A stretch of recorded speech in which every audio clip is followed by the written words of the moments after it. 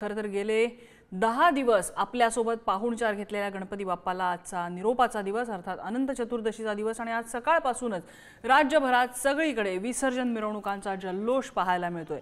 जरी हा जल्लोष असला तरी बाप्पासोबत 10 दिवस घरी राहिल्यानंतर आता बाप्पा त्यांच्या घरी परत जाणार ही काहीशी विरहाची किनार सुद्धा त्याला आहे।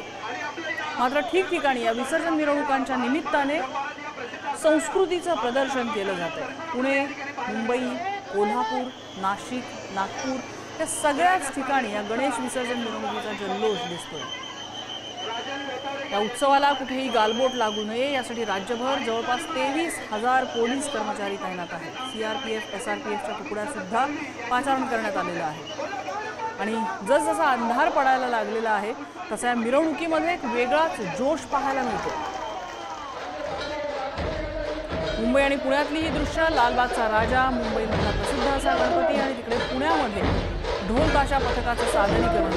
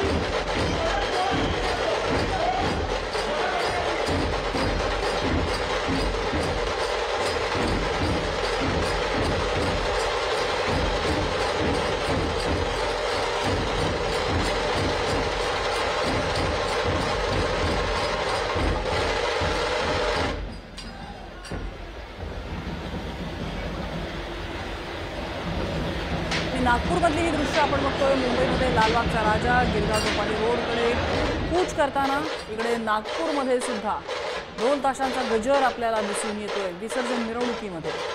जसजसा अंधार पडायला लागलाय तसतशी विद्युत रोषणाई सुद्धा आपण पाहू शकतो।